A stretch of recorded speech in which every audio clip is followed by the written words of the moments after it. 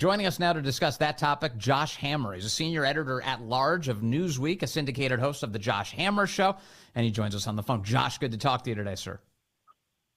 Vince, I appreciate it. Good afternoon to you. It's wild. You know, the lying here is as pronounced as it's ever been in American politics. The disinformation campaign that they've been waging, and I don't really feel like the media coverage of this really is commensurate to the dishonesty that we're experiencing right now. Well, there's a reason for that, Vince, which is that if the media coverage were to be commensurate to the dishonesty, the media would have to own up to the fact that they only have themselves to blame for this, because they have been deeply complicit in what I called in my column this morning the single greatest lie, the single greatest extensive gaslighting operation in the entire history of the American Republic. Yeah. For years and years, those of us on the right, frankly, a lot of people in the middle, every so often actually even an intellectually honest person on the center left, would go out and say, this is not okay. I mean, we can clearly see that the commander-in-chief, the guy who ostensibly has control of the nuclear football, we can clearly see with our own eyes and ears that this man is losing it. I mean, we saw it when he fell off of a stationary bicycle in Rehoboth Beach, Delaware in 2022, when he fell on stage at the Air Force Academy graduation in Colorado Springs, when they swapped out his dress shoes for those funny-looking tennis sneakers with the extra 3 to 4 inch cushion. I mean, I could go on and on here. The point is, every single time one of us pointed that out, they dismissed us as deplorable MAGA right-wing kooks who were not worth taking seriously. And literally on a snap of the fingers, after that epic meltdown in Atlanta, Georgia, in the Jake Tapper, Dana Bash moderated CNN debate, with a snap of the fingers, they turned 180 degrees. And unless I've missed it, and I don't think I have not seen anything remotely resembling a sense of self-awareness, any kind of acknowledgement that they have flipped on a dime like this. They basically just pulled a complete 180 and thought that we would forget about it. But we obviously haven't forgotten about it. As recently as 2 to 3 weeks ago, they were dismissing our concerns about the commander-in-chief wandering off with Giorgia Meloni in Italy, about him wandering off with Emmanuel Macron at the D-Day ceremony in Normandy, about him staring off stage there with Barack Obama in Los Angeles. And the New York Times and the Biden administration said that these were, quote, misleading. They were cheap fakes. And they expect us to just memory hold what they were saying as recently as a few weeks ago. So the whole thing just stinks to high heaven. I don't really know how else to say it. Yeah. But whatever contempt you might have for the media, I would suggest to you that is not enough contempt, because they deserve nothing but your visceral disgust at this point. There was a piece earlier this week published in CNN by a media reporter there called Hadass Gold, and she says that White House reporters told her that the reason they refused to cover this with any intensity was because they were pressured out of covering it by the White House, including by the White House claiming that this was a right-wing talking point. The right-wing media was calling him senile from day one, and that wasn't true, said a White House reporter. Then whenever you report on the age, you were in some ways solidifying, giving credence to some people that were actually of bad faith. All of the White House reporters who spoke to CNN for this piece chose to do it anonymously. A source familiar with the staff behind the Wall Street Journal's report, the one that pointed out how failing Biden is a couple weeks ago, said that when they first published the piece, the reporters were approached by people with sympathy, asking them how they're doing, quote, as if something terrible had just happened. After the debate, the reporters started to get messages saying they were right. Isn't it amazing that, so the right here, meaning conservatives, have been, as you point out, telling the truth about this, and because of that, it was off limits. Yeah, that's exactly right, what you just laid out. You know, the Wall Street Journal story, which came out about a month ago now, it was in early June, that should have been an eyes wide open moment at the very latest. Obviously, as I indicated earlier, many of us had our eyes wide open years ago. I mean, I was actually reviewing some of my previous writings on the topic. I had a column from July 2022 where I said that, quote, there is something very, very clearly wrong with the president. So some of us have been touting this or shouting this, I should say, for quite literally years now. But at the very latest, if you were somehow naive, if you somehow had your blinkers on, yeah, that Wall Street Journal article should have been the absolute latest warning sign, because as I think you just implied, there were a number of Democrats who went on record there in that Wall Street Journal article to basically say that they withdrew their previous instinctive criticisms or concerns as to what they saw with Joe Biden after the White House reached out.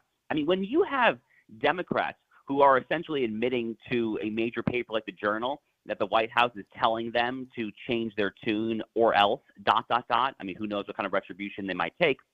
That is a bombshell story. And as usual, only conservatives were paying attention to it. But at the very latest, fans, that should have been, I think, a major alarm. And, and remember back to the 2020 primary. This was actually a feature of the Democrat primary in 2020. This realization, this admission that Biden has had a failing mind. I remember at one point during that primary, Cory Booker was willing to say things like this in his media interviews. Of course, there was this infamous moment as Julian Castro mentioned it on a debate stage. Listen to this. They do not have to buy in. You just said that. You just said that 2 minutes ago. You just said 2 minutes ago that they would have to buy in. You said they would have to buy in. Have to buy in. If she qualifies for Medicaid, are you forgetting what you said 2 minutes ago? Be in for it. Are you forgetting already what you said just 2 minutes ago? The reaction there from the audience tells you the whole story. The only reason they're reacting in shock, like it's a wrestling match, is because someone on that stage dared to say that the emperor has no clothes, Josh Hammer. Yes, that's exactly right. And again, it's just farcical that the dam broke all of a sudden and in the manner that it did. I mean, do you know what it reminds me of, frankly? It reminds me of the old Italian mafia, the old La Cosa Nostra doctrine of omerta, where you would kind of take a vow of silence, like a solemn vow to not rat anyone out. You know, if the law enforcement comes, police come, FBI, you name it, you'll stay silent, you'll serve your time in jail. You will never rat anyone out.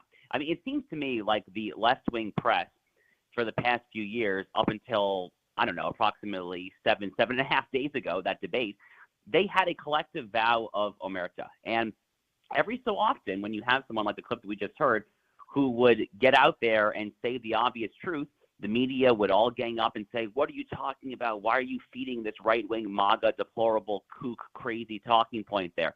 But thus far, the dam has started to break, but it has not fully broken. And that is kind of the most interesting thing to me, Vince. I kind of thought that over the weeks that followed the debate, because we're now 8 days after the debate, I actually thought that we would see even more unanimity from the ranks of the Democratic rank and file that this man has to drop out. We've only seen a couple of congressmen break ranks so far. The governors put on a show of support at the White House there 2 nights ago on Wednesday evening, just before the holiday. So, I mean, it's something of a Mexican standoff at this point, and I'm increasingly inclined to think that Joe Biden's actually not going anywhere, which is pretty wild.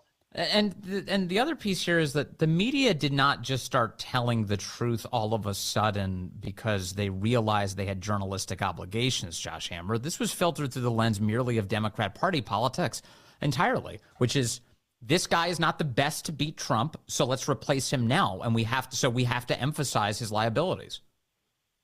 Yeah, 100%. And, you know, the Democrats obviously only have themselves to blame for this mess that they have put themselves in. It was the Democratic Party's commissars who disincentivized anyone from mounting a serious primary challenge to Joe Biden. Dean Phillips was the only one who mounted anything remotely resembling a challenge. It was not a particularly well-funded one. It was not a particularly discussed one. The media pretended like it never existed, essentially, there.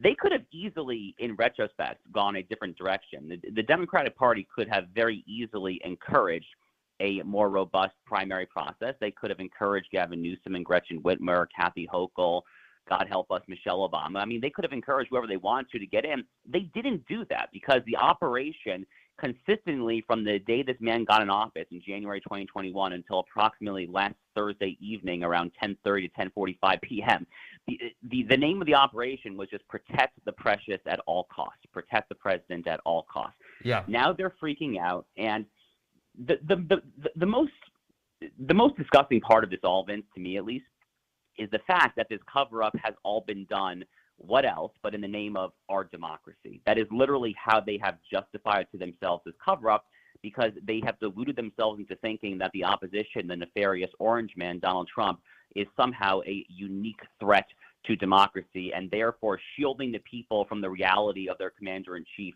is somehow serving lowercase d democratic purposes. It is just one of the most sick, cynical things I've ever encountered in my life, I think. Yeah, and it's a part of a long litany of lies that the left has told to the country and certainly to their own base. I mean, talk about the abuse that they met out on Democrats. Biden was ushered into the nomination by promising that he was a, quote, transition candidate, that he merely existed to branch, the old to the younger generation, clearly telling voters that his plan was really only as a one-term gig. That's not the case here. As Biden holds on desperately, as Jill Biden holds on desperately, Hunter Biden holds on desperately, they've lied nonstop to their base about any number of issues.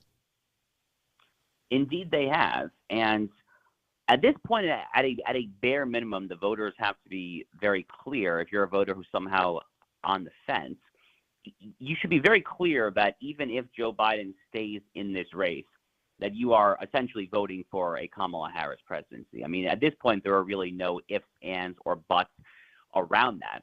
In fact, it would not shock me if, God help us, I mean, if Joe Biden actually stays in this race and if he somehow actually wins the presidency, which I do not see happening, but let's just kind of play this out hypothetically. If that were to happen, I can very, very easily see a world in which he resigns within the first 2 to 3 weeks of taking office. So if you actually vote for Joe Biden at this point, if he does not withdraw and you vote for him, you are absolutely voting for a Kamala Harris presidency. And I think people should be very clear-eyed going into the choice this November that is actually what you are, in fact, voting for. But, again, as I said, Vince, I don't actually think that they can probably remove Joe Biden despite all these shrieks of hysteria. I actually interviewed the FEC commissioner, Trey Traynor, a Republican-nominated Federal Election Commission commissioner. I actually interviewed Commissioner Traynor on my own show, The Josh Hammer Show, this week, and he essentially agreed with that assessment. He basically saw the current campaign finance and election law obstacles as something very closely approximating full-on insurmountable. Yes. So I'm just not sure that they can do it. And that makes the media's initial freak out in those 24 hours after the debate all the more curious, because come September and October, you're going to start seeing nonstop ads from the Trump campaign with like Van Jones basically crying on CNN saying, I love Joe Biden, but he's got to drop out, man. So, particularly short-sighted as well in hindsight. Yeah, well, it's kind of the habit of their party, too. It's like the Democrat Party is very routinely only short-term thinkers about what can they do at this moment for political expedience. If you don't have long-term thinking on this subject, you're going to run into a bunch of deadlines that you can't overcome. So that's what's happening as we speak, and we'll see what happens next. Josh Hammer, thank you very much. Excellent reporting, insights, and time on the show today. Thank you, sir. Good to talk to you.